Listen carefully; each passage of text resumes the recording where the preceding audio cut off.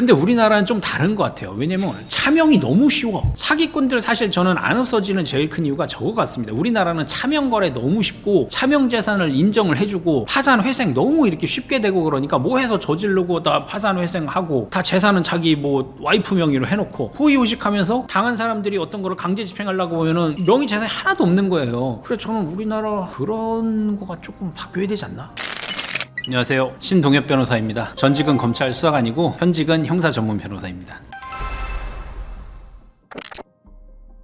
예전에는 그 말이라고 하면은 일부 특정 계층에서 한다고 보통 생각을 많이 했었습니다. 저도 그 검찰 수사관 시절에 수사를 하는 부서에 이렇게 있었던 적이 있는데, 예전에는 이라고 하면은 보통 환각성하고 중독성이 심각해갖고 뽕쟁이 뭐 이렇게 불리는 사람들이 하던 것처럼 필로폰, 메스암페타민 이런 류들이 사실은 많았고, 그 다음에 이제 연예인이나 유학생 계층에서 많이 하던 대마 정도, 그 정도로 그런 일부 계층에서 향유하던 그런 것들이 있었어요. 그런데 이제 동기들이나 뭐 수사관들도 아직 현직에도 있고 뭐 저도 사건도 하고 주변에 보고 듣고 그럴 거 아닙니까? 그런 걸 보면은 이제는 어떤 그런 일부 계층이라기보다는 어떤 특정 지역의 특정 나이대에는 굉장히 좀 많이 퍼져 있는 것 같아요. 제가 그걸 어디에 몇 살 이러기는 좀 그렇고, 그런 때 굉장히 조금 광범위하게 퍼져 있고, 그리고 약도 예전에는 필로폰 뭐 이런 굉장히 센 거니까 어떻게 보면 접하기 좀 어렵다고 생각을 할 수가 있죠. 근데 요새는 케타민이라든가 아니면은 그 엑스터시, 합성 대마 이런 것들을 많이 하는 것 같더라고요. 약을 구하기가 좀 쉬워요. 왜냐면 예전에는 대면 거래였고 굉장히 중요한 거 필로폰 뭐 이런 거 어디서 이제 구하고 그러겠습니까? 근데 요새는 비대면 거래가 이제 완전히 활성화됐잖아요. 맨날 뭐 시켜 드시지 않아요? 그런 것처럼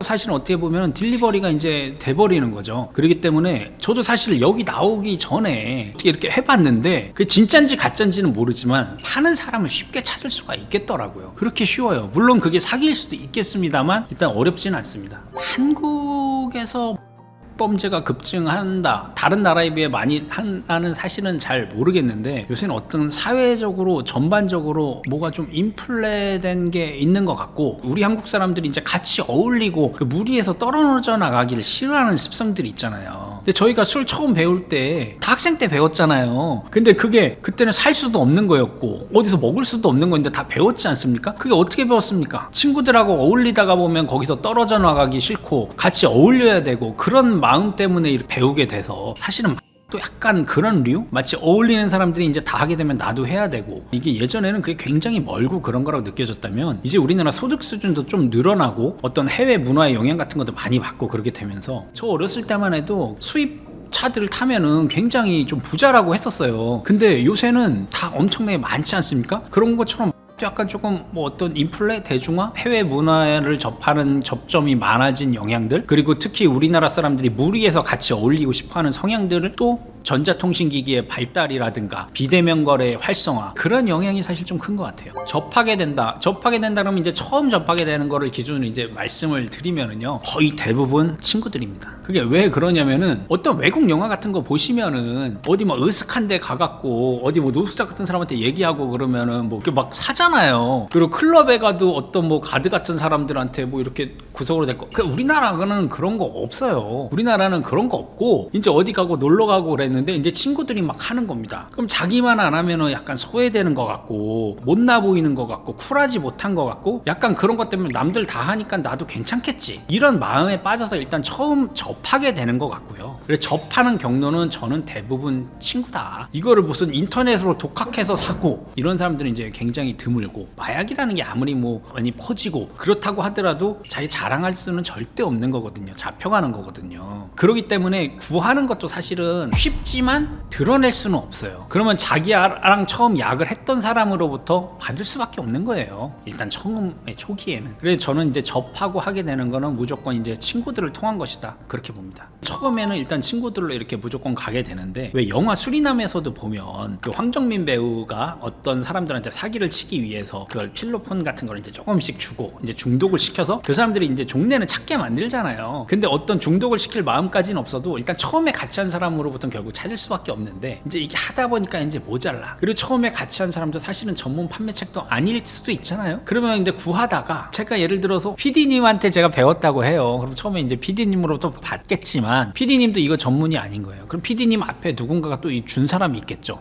귀찮으니까 이제 저쪽 가서 얘기를 해라. 그럼 저는 이제 여기서 이제 사기 시작하고 그러다가 또 알게 되고 저로 인해 하게 되는 사람이 또 생겨나게 되는 거고 그러면서 이거 이렇게 해가지고 뭐 5만 원에 받아서 6만 원에 주면은 남겠네라고 하면서 자기도 조그만 딜러들이 되는 거예요. 그래서 이 하시는 분들은 보통 자기는 판매는 진짜 절대 안 했다. 그냥 내 거 사면서 같이 사준 거다 하는데 그거 판매고요. 법적으로 봐도 판매고 그리고 거기서 이문을 사실은 조금이라도 남기게 되죠. 사람 심리가 그쵸? 결국은 그렇게 조금씩 이렇게 자기가 직접 알던 사람으로부터 사다가 결국은 점점 커나가게 되고 그러다가 어떤 대량 유통이 가능한 그런 줄을 잡는다. 그러면 이제 자기가 어떻게 보면 좀 큰 상선이 되기도 합니다. 아니면 저런 경우도 있어요. 아까 그 영화 같은 거 말씀드렸잖아요. 어디 으슥한 뭐 할렘가 같은 데를 지나간다든가 아니면 어디 클럽에 간다든가 뭐 동남아 같은 데 가서도 뭐 구하기 쉽다는 말들이 조금 있잖아요. 아무래도 좀 치안이 불안정하고 우리는 외국인의 신분이기 때문에 뭐를 나쁜 짓을 해도 오면 그만이라는 생각이 있어가지고 동남아에서 이제 어떤 사람들로부터 약을 구해서 그거를 또 자기가 크게 들여오는 사람들도 있는데 이게 예전에는 정말 직업적 범죄자 같은 사람이나 했던 것에서 요새는 그거 그냥 직업적 범죄자까지는 아니고 어쩌다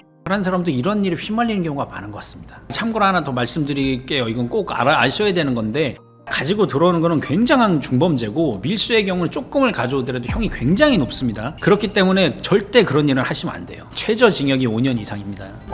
모르고 시작할 수가 있나요? PD님이 술 모르고 물인 줄 알고 드셨어요? 아니잖아요. 아니 어떻게 모르고 시작한다라는 말이 나올까? 물론 그거는 어떤 뭐 특정한 상황에서 중독시키기 위해서 모르고 주는 투약을 시키는 사람이 아주 일부는 있을 수 있다고는 보지만 아까 제가 말씀드렸다시피 주변과 어울리다 보니 자의반 타의반 물론 100% 하고 싶어서 한 건 아니고 어울리려니까 어쩔 수 없이 하게 되는 경우는 있어도 모르고 하는 경우는 그건 없다. 해결을 위한 방법 중에 하나로는 제가 뭐 엄청 사회 문제라든가 이런 거 연구하는 사람은 아닙니다만 저는 사후적 관리에 조금 더 힘을 쓰는 게 맞지 않나 이런 생각은 조금 들어요. 왜냐면은 가 급증한다는 거에 대해서 어떤 사회 문제화가 돼 가니까 예전에는 조금 경하게 처벌하던 거에서 굉장히 강하게 처벌을 하기 시작했습니다. 어느 순간부터 엄청나게 심하지 않은 뭐 제가 말하는 거는 중독성 의존성이 높은 필로폰 같은 거 심한 라고 생각을 하는 거고요. 그 보통 뭐 파티 드러그라고 하는 뭐 케타민이라든가 캔디 그러니까 엑스터시라든가 뭐 대마 이런 거라든가 이런 거는 사실은 뭐 엄청나게 뭐 중하다고는 생각을 안 하는 거잖아요. 그래서 보통 일반인들이 전과 없는 일반인들이 이런 거를 한두 번 정도 흡연하고 그랬다. 예전에는 그러면 교육 조건부로 기소유예를 해주거나 아니면은 그냥 벌금형 정도를 하거나 그랬습니다. 근데 이런 게 점점 사회 문제가 돼가면서 불과 한 몇 년 전부터 무조건 재판을 보내요. 정식 재판을 보내서 다 뭐 최소한 집행유예라도 선고로 받게 만드는 게 있는데 뭐 엄벌주의도 이제 중요합니다만 저는 그 뒤로 사후적으로 왜냐면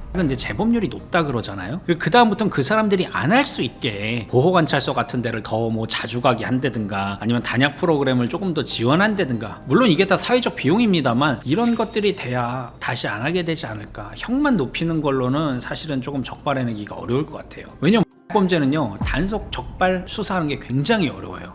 한 번 하는 사람이 걸리진 않아요. 100번, 1000번 한 사람이 걸린 게 한 번이겠죠.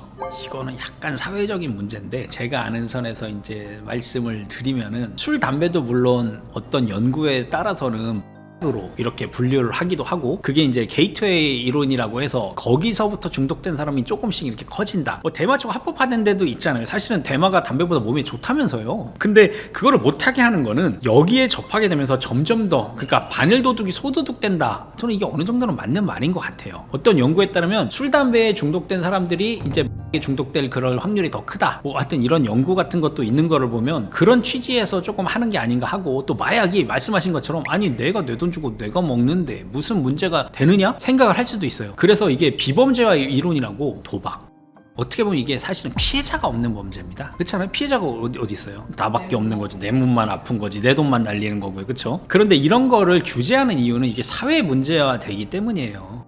예를 들면은 교통사고 같은 것도 약에 취한 사람이 운전을 해서 나오다가 얼마 전에도 큰 사고가 있었지 않습니까? 그런 게 얼마든지 일어날 수 있는 거고, 약에 취해서 어떤 흉기난동을 벌일 수도 있는 거고, 결국은 몸이 약해집니다. 그리고 이 사람이 사회로 나오면 위험해요. 뭐 그건 알코올 중독도 마찬가지입니다. 그럼 그런 사람들을 보호하기 위한 사회적 지출, 사회 비용의 지출이 이제 너무 많아진다는 거죠. 그리고 건강한 사회를 위해서는 이제 그런 거를 규제하는 것이 아닌가, 그런 생각이 듭니다. 우리나라도 엄청나게 뭐 미국 할렘가처럼 잘못되고 그렇게 이제 되겠죠.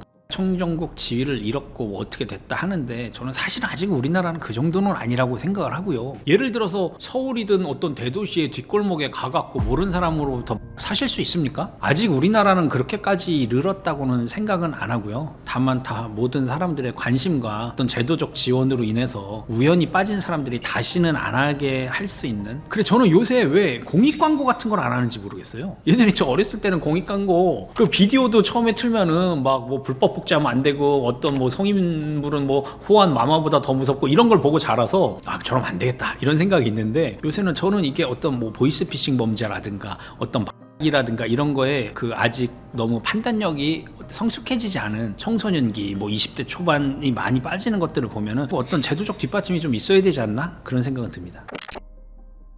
불법 도박은 이미 어느 정도 자리가 잡아서 공고해졌지 않나, 이제 그런 생각이 이제 들고요. 그거는 한국만의 문제는 아닌 것 같고, 이게 결국은 통신기기, 인터넷 같은 것의 발달에 의해서 이루어진 어떻게 보면 사회적 산물이라고 이렇게 봐요. 예전에 뭐 학생 때도 다 도박하잖아요. 구슬치기 하고, 짤짤이라 그러죠. 이렇게 홀짝하고, 그리고 이렇게 판치기 하고, 뭐 조금 한다는 애들을 이렇게 갖고 와서 뭐 섰다도 하고 카드도 치고 그러지 않았습니까? 근데 그거는 굉장히 어떤 물리적 제약이 많죠. 자율학습 시간에 그 쓰레기통 뒤집어 갖고 교복 많이 깔고 거기서 카드 치고 그러다가 선생님 온다 그러면 빨리 뒤집고 하고 막 그러다 막 걸리고, 이런 게 어떤 시간과 공간이 이제 필요한데, 이제는 휴대전화 안에 모든 게 다 들어와 있는 거예요. 카지노? 도박만을 위한 거면은 카지노 안 가도 되잖아요. 저기 인터넷으로 모든 거를 할 수 있는데, 그렇기 때문에 이런 어떤 사회적 발달로 인해서 도박은 인간이 누구나 좋아합니다. 근데 그게 어떤 증폭될 수 있는 계기가 있다고 생각을 하고요. 도박 사이트에 대해서 제가 어느 정도 자리를 잡았다고 보는 게, 한 10여 년 전쯤에 도박 사이트들이 어떤 카지노, 바카라보다는 토토 개념으로 이제 많이 생겼어요. 사설 토토, 토사장 막 이런 사람들이 막 생겨나기 시작하고, 그런 사람들이 돈을 많이 벌기 시작했다는 게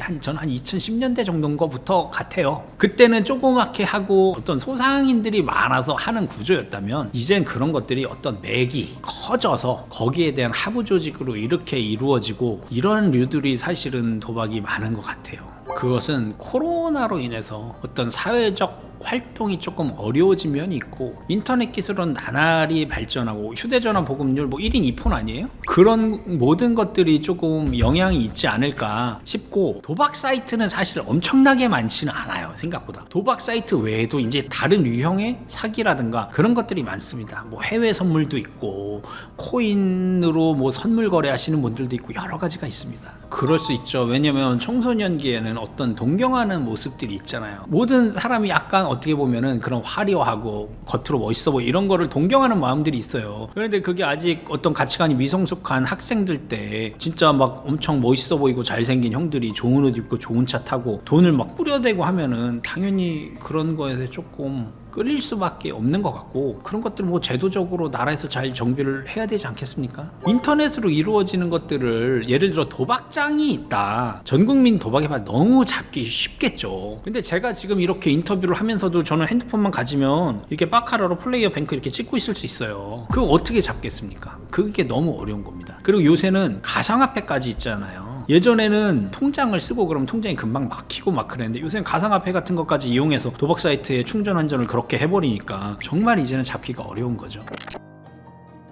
비교법을 연구하시는 분들이 말을 해야 되는데, 저희는 전문가인데 사람들이 보통 그렇게 말한다고 해서 저도 우리나라 사기 너무 많습니다 이렇게 말하는 게 사실은 되게 불편해요. 그거는 제가 사실은 우리나라가 다른 나라에 비해 사기가 많은지는 모르겠는데, 신문 광고 같은 거나 뭐 이런 거 보면은 뭐 일본의 몇 배 뭐 이런 얘기들은 있어요. 근데 저는 그게 어떤 맹점이 있다고 보냐면요, 미국에서는 빌린 돈을 갚지 않는 거 자체를 사기로 보지 않는데요. 근데 민사거래로 본다는 거예요. 우리나라도 빌린 돈을 갚지 못한다고 무조건 사기는 아닙니다. 그 차용금 사기라고 어떤 기망행위가 거기 들어갔을 때만 이렇게 사기가 되는데, 보통 외국에서는 그런 것들을 이제 사기로 안 보기 때문에 우리나라가 좀 특유의 건수가 조금 많이 잡히는 게 있다는 생각이 들고요. 그리고 서구들은 조금 신용사회? 제가 예전에 외국에 가갖고 수표 쓸 때 좀 깜짝 놀랐어요. 아니 그냥 종이에다가 내가 사인해가지고 액수 얼마 써서 주면 이게 계산이 돼? 전 되게 그게 솔직히 되게 신기했거든요. 그리고 신용카드도 고등학교 때 이제 처음 이제 쓰게 되잖아요. 엄마가 뭐 용돈 줄 때 뭐 떡볶이 사 먹으라고 주고 이런 것들. 아니 이거를 갖고 이렇게 해서 이제 계산이 돼? 약간 이런 생각이 이제 들었는데, 예전부터 그런 신용사회, 수표, 신용카드가 발달한 외국에서는 굉장히 그 신용도를 중요하게 생각을 해서 한번 그게 망가지면은 이게 되살릴 수가 없다는 거예요. 그래 저한테 어떤 교포분이 를 가지고 들어오다가 잘못돼서 중형이 나온 사건이 있었는데, 그분이 제일 걱정하던 게 그거예요. 내가 잘못했다. 돈 좀 벌래다가 내가 정말 잘못해서 나는 여기 형기 살고 이제 미국을 갈 건데, 왜냐면 그분은 미국 사람이에요. 미국 시민권자라서 다시 가야 돼. 미국에 갔을 때 내가 지금까지 내든 뭐 먼슬리로 내든 뭐 그런 것들이 중단이 돼버리고 그러면 난 다시 갔을 때 다시는 회복이 안 되기 때문에 이걸 어떻게 이제 계속 낼 수 있게 내 가족들이나 누나한테 얘기를 해줘라. 그거를 걱정하더라고요. 자기 형량 걱정이 아니고. 근데 우리나라는 좀 다른 것 같아요. 왜냐면 차명이 너무 쉬워. 사기꾼들 사실 저는 안 없어지는 제일 큰 이유가 저거 같습니다. 우리나라는 차명 거래 너무 쉽고 차명 재산을 인정을 해주고 파산 회생 너무 이렇게 쉽게 되고, 그러니까 뭐 해서 저지르고 다 파산 회생하고 다 재산은 자기 뭐 와이프 명의로 해놓고 호의호식하면서 당한 사람들이 어떤 거를 강제 집행하려고 보면은 명의 재산이 하나도 없는 거예요. 그래서 저는 우리나라 그런 거가 조금 바뀌어야 되지 않나? 저 개인적으로는 그런 생각을 많이 해봐요. 우리나라 차명 재산 빼돌리는 거가 너무 쉽다. 전세 사기의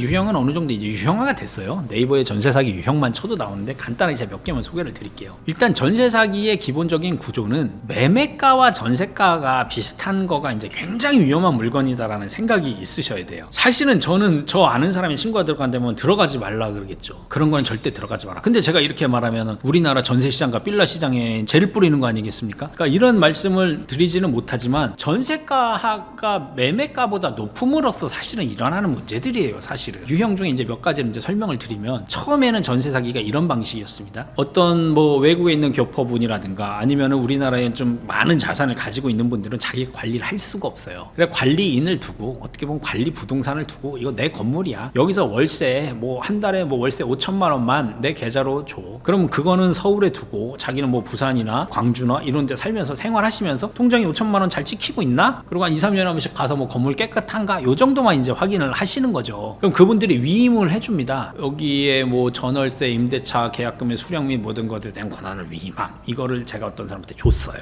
제가 건물주라. 근데 그 사람은 저는 이걸 월세 내라고 준 거거든요. 근데 이거를 근거로 해서 새로운 세입자를 모집할 때 전세를 받아버리는 거예요. 그래서 저는 월세가 오는 줄 알고 한 달에 5천만 원만 들어오면 좋아하고 있었는데, 제가 맡겨놓은 양반은 이걸로 수억 수십억을 땡겨버린 거예요. 전세금을 받아서. 그래서 조금 더 모집할 때까지 저한테는 월세 주고 있다가 자기가 수십억을 갖고 날라버리는 거죠. 그러면은 이 사람들은 계약을 저랑 안 한 건데, 물론 이거는 법적 다툼의 여지가 있습니다. 제가 위임을 잘못했기 때문에 건물주한테 책임을 물을 수도 있고 없을 수도 있고 막 그렇지만, 그러면 이제 또 복잡한 문제가 이제 생기는 거고요. 그러니까 집주인하고 이제 직접 계약을 하거나, 적어도 집주인의 적법한 대리인이라고 할지라도 그 계약 관계에 대해서는 집주인과 직접 꼭 얘기를 해보는 게 좋을 것 같고, 이건 예전부터 있던 어떻게 보면 그냥 완전 사기 이런 유형이었고, 요새 전세 사기의 유형이 어떠냐면 신축 빌라를 지어요. 근데 빌라는 시세가 없대요. 그러니까 아파트 같은 경우는 되게 공인된 시세 비슷한 게 있잖아요. 하지만 빌라를 처음 짓고 막 그러면 빌라마다 이제 천차만별인 거죠. 사실은 그게 어떤 교환 가치라는 거 아니겠습니까? 그랬을 때 어떤 빌라는 그냥 집으로서만 가치를 해가지고 되게 낮고, 그렇지만 어떤 데는 뭐 그 자리가 장래 개발될 자리일 수도 있는 거고, 또 뭐 최고급 자재를 썼다거나 좋게 해놓으면은 옆에 빌라는 한 채에 3억인데 옆에 빌라는 한 채에 5억이에요. 근데 아파트는 절대 그렇게 차이는 안 나지 않습니까? 아무리 신축 구축이라도 뭐 4억 5억 이 정도 하겠지. 그런 거를 노려서 빌라를 신축으로 지으면서 동시계약이 한참 유행했던 적이 있어요. 저는 이제 빌라를 이제 땅을 사서 이제 신축을 합니다. 그렇게 드는데 한 사실은 50억 정도가 들었고, 그거를 분양을 일반적으로 정직하게 해서 하면 한 60억 70억이라서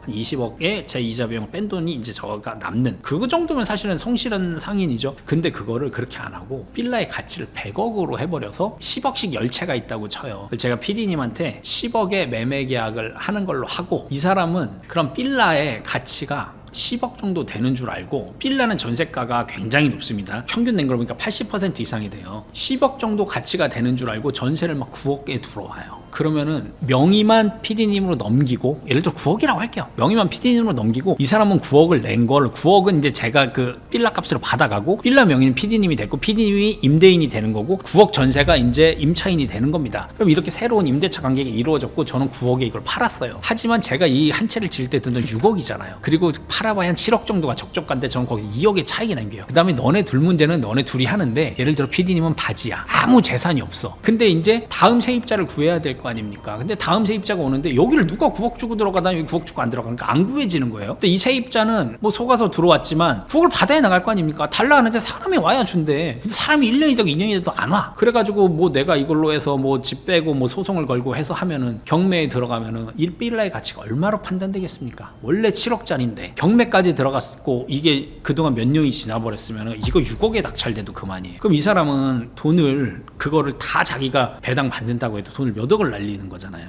이분은 바지야. 그리고 나한테 조금 몇 천만 원 먹었을 뿐이고, 나는 빌라를 팔고 난 튀었어. 그럼 누가 나한테 수사가 들어오면, 아니 저는 매매했는데요, 저는 몰라요, 쟤네 둘이 했겠지. 이게 이제 기본적으로 유행했던 동시계약인데, 이 실제 몸통은 이런 것들을 엄청나게 많은 양을 해버린 거예요. 그래서 막 빌라왕, 한 사람의 몇천 채를 갖고 있었다. 그게 실제 뒤에 있는 주범의 명의가 아니고 다른 사람의 명의들입니다. 이게 있는 동시계약으로 인한 그런 전세 사기 유형이에요. 이거를 조심하셔야 되고, 그래 아까 제가 말씀드린 게, 전세가와 매매가를 잘 보고 들어가시면 그래도 많은 걸 피할 수 있다.